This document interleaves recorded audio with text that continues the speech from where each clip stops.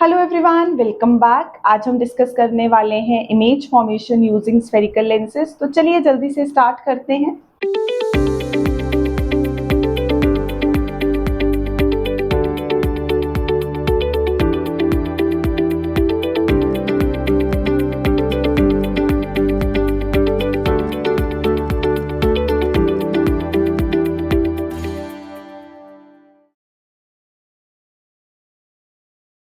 हमने last time बात की थी स्फेरिकल लेंसेज की। स्फेरिकल लेंसेज दो थे हमारे पास, convex lens and concave lens. हमने बोला था जिनकी दोनों साइड्स में से एक तो स्फेरिकल होनी ही चाहिए। अब उसमें हमने बात की कॉन्वेक्स लेंस की। तो कॉन्वेक्स लेंस वो रोल प्ले करता है जो मिरर्स में कॉन्केव मिरर ने प्ले किया था, कन्वर्जिंग। तो कन्वर्जिंग नेचर है कॉन्वेक्स लेंस की। कॉन्केव लेंस वो रोल प्ले करेगा जो मिरर्स में कॉन्वेक्स मिरर ने प्ले किया था, डाइवर्जिंग। तो कॉन्केव लेंस की नेचर कैसी है? डाइवर्जिंग है। अब इसके बाद जो हम लेंसेज स्टडी करते हैं वो कैसे होते हैं? जिनका अपर्चर स्मॉल हो, थिन लेंसेज बेसिकली, जो पैरा एक्सियल कंडीशन को सैटिस्फाई कर सके। हमने बोला जिनका अपर्चर जो है स्मॉल होना चाहिए, जिनका अपर्चर स्मॉल होता है थिन लेंसेज बोले जाते हैं। तो वो लेंसेज हमारे लिए जो पैरा एक्सियल कंडीशन को सैटिस्फाई करते हैं वो हमारे पास कौन से होंगे जो हम यहाँ यूज करेंगे। प्लस हमने बात की थी, हम ऐसे लेंसेज की बात कर रहे हैं जिसमें दोनों का जो रेडियस ऑफ कर्वेचर है वो हम सेम मान के चलेंगे। तो यहाँ पे सबसे पहले कॉन्वेक्स लेंस कन्वर्जिंग नेचर है। इनमें जो रे डायग्राम्स होंगे वो सेम जो कॉन्केव मिरर के थे, वहां पे हमारे पास थे 6 रे डायग्राम्स। तो यहाँ पे भी 6 रे डायग्राम्स होंगे। वहां पे कॉन्वेक्स मिरर के 2 रे डायग्राम्स थे, तो कॉन्केव लेंस के हमारे पास 2 रे डायग्राम्स बनेंगे। वहां पे हमने किए थे रूल्स। तो रूल्स कॉन्केव मिरर और कॉन्वेक्स मिरर के 4 थे। यहाँ पे 3 रूल्स हैं हमारे पास, और ये बहुत ही सिंपल है। थोड़े से उधर से ही हम पिक कर रहे हैं, बाकी उसके कंपैरिजन में थोड़ा इजी लगेगा। तो यहाँ पे अगर हम बात करें कॉन्वेक्स लेंस की, तो पहला रूल सेम है जो वहां पे पहला था कि अगर कोई रे पैरेलल आती है, parallel to the principal axis approach करती है, वो फोकस से पास करेगी। तो कॉन्वेक्स लेंस क्योंकि हमारे पास कन्वर्जिंग लेंस है, तो अगर कोई भी रे पैरेलल अप्रोच करती है, पैरेलल रे हमेशा कहां से पास करती है? फोकस से पास करती है। तो फर्स्ट रूल हमारे पास ये आई, पैरेलल रे पैरेलल अप्रोच करेगी, parallel to the principal axis, वो हमेशा फोकस से पास करेगी। कॉन्वेक्स लेंस में हमने बोला था 2 फोकस होते हैं, F1 इधर, F2 इधर। तो अगर कोई रे पैरेलल आएगी, पैरेलल हमेशा फोकस से पास करेगी। तो अगर कोई रे पैरेलल अप्रोच करेगी, ये आई parallel to the principal axis, after refraction from the lens, वो हमारे पास कहां से पास करेगी? F2, सेकेंड पोजीशन जो फोकस की है वहां से पास कर जाएगी। सेकेंड रूल हमारे पास कॉन्केव के लिए सेम जब हम अप्लाई करेंगे, तो वहां पे हमने किया था, हमारे पास जब रेस मीट करती हैं, इंटरसेक्ट करती हैं, 2 केसेस होते हैं। या तो रेज एक्चुअल में इंटरसेक्ट करती हैं, रियल इमेज बनेगी, या अपीयर टू मीट होता है। तो जब अपीयर्स टू मीट वहां पे आ जाएगा तो वर्चुअल इमेज बनती है। तो मीन्स 2 ही केसेस होंगे, या तो रेस एक्चुअल में इंटरसेक्ट करेंगी या फिर हमें इंटरसेक्ट करवानी पड़ेगी। मीन्स हमें थोड़ा सा एक्सटेंड करके उनको मीट करवाना पड़ेगा। तो 2 केसेस में या तो एक्चुअल इंटरसेक्शन होगी या अपीयर्स टू मीट होगा। तो एक्चुअल इंटरसेक्शन वाला केस इधर कि जब कोई रे पैरेलल आई, फोकस से पास की, इस तरफ अपीयर्स टू मीट। अब कोई रे पैरेलल अप्रोच कर रही है, parallel to the principal axis, diverge करेगी, क्योंकि नेचर कैसी है लेंस की? डाइवर्जिंग है।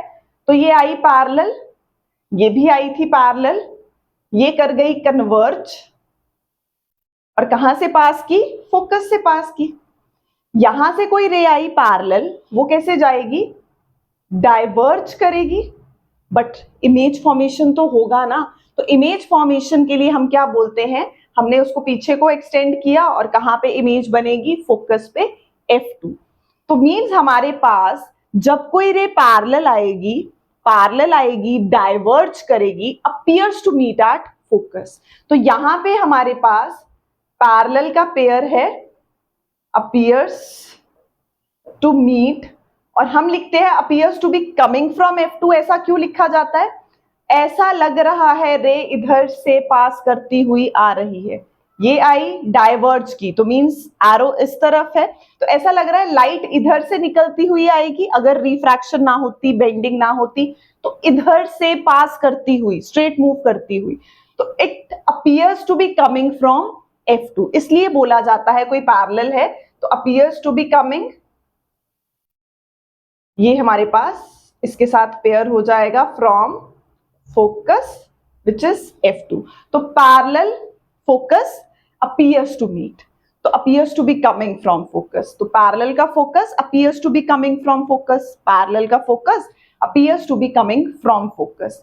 नेक्स्ट, जैसे वहां किया था पैरेलल का फोकस के साथ पेयर था, सेम फोकस का पैरेलल के साथ हो जाएगा। अब फोकस फर्स्ट पोजीशन पे है, अगर कोई रे फोकस से पास करती हुई लेंस पे फॉल करती है, अगर कोई रे फोकस से पास करती हुई लेंस पे फॉल करती है, रिफ्रैक्शन हमेशा मिड से दिखानी है, लेंस के बिल्कुल सेंटर से, तो हमारे पास यहां से बेंडिंग होगी, जो फोकस से पास करती हुई आएगी वो कैसे चली जाएगी, पैरेलल चली जाएगी। तो कोई रे अगर पैरेलल आई थी, फोकस से पास की थी, उसी का रिवर्स भी ट्रू है, अगर कोई रे फोकस से पास करेगी तो फोकस से पास करती हुई लेंस पे फॉल करती है, तो जब रिफ्रैक्शन होगी it moves parallel to the principal axis. Converging nature, अब आ जाए इधर डाइवर्जिंग वाले पे, ऐसा लग रहा है ये फोकस पे फॉल करने वाली है, ऐसा लग रहा है फोकस पे फॉल कर रही है, ऐसा लग रहा है फोकस पे फॉल करेगी, आई, ऐसा लग रहा है, मैंने कहा मिड से होगी हमारे पास बेंडिंग, यहां से रिफ्रैक्शन होगी, ऐसा लग रहा है फोकस पे फॉल करेगी, ऐसा लग रहा है फोकस पे फॉल करने वाली है, it moves parallel to the principal axis. अब ये ऐसा आया means appears to be coming towards focus, तो appears to be coming towards focus moves parallel, parallel का appears to be coming from focus, appears to be coming का reverse हो जाएगा parallel, तो सेम हमारे पास जैसे यहाँ पैरेलल का फोकस है, फोकस का पैरेलल है, पैरेलल का appears to be coming from focus है, appears to be coming from towards focus का हो जाएगा पैरेलल हमारे पास। थर्ड दोनों के लिए ट्रू है, थर्ड दोनों के लिए कैसे ट्रू है हमारे पास कि कोई भी रे, मिरर्स में क्या होता था, वो एक साथ वाला पॉइंट ढूंढना पड़ता था जहां से सेकेंड रे पास करेगी, हमने बोला था मिनिमम 2 रेज की रिक्वायरमेंट होती है इमेज की फॉर्मेशन के लिए, जब रेज इंटरसेक्ट करेंगी तो इमेज फॉर्मेशन होगा, बट यहाँ पे फर्स्ट रे हमेशा parallel to the principal axis, object के सिर से फर्स्ट रे हमेशा parallel to the principal axis, second ray वहां होता था साथ वाला पॉइंट, यहाँ हमेशा ऑप्टिकल सेंटर से पास करो, तो ऑब्जेक्ट से हमेशा 2 रेज निकलेंगी, वो 2 रेज में एक हमेशा पैरेलल जाएगी, दूसरी हमेशा ऑप्टिकल सेंटर से जाएगी, तो सेकंड रे की प्रॉब्लम ही खत्म, सेकंड रे हमेशा कहां से पास करने वाली है, ऑप्टिकल सेंटर, और जो रे ऑप्टिकल सेंटर से पास करेगी नॉर्मल की तरह एक्ट करेगी, नॉर्मल रिफ्रैक्शन के केस में नॉर्मल रे कैसे आती है, जब यहां फॉल की एंगल ऑफ इंसिडेंस 0, तो एंगल ऑफ रिफ्रैक्शन भी 0, स्ट्रेट चली जाती है विदाउट डेविएशन, तो सेम कोई रे अगर ऑप्टिकल सेंटर से पास करती हुई जाएगी वो हमारे पास विदाउट डेविएशन आगे मूव कर जाएगी। तो ये है मेन 3 रूल्स जिनको यूज करके हम इमेज फॉर्मेशन स्टडी करते हैं। तो इमेज फॉर्मेशन में हमने बोला 2 तरह के लेंसेज में, कॉन्वेक्स कॉन्केव में 3 रूल्स हैं, तीसरा दोनों का कॉमन है।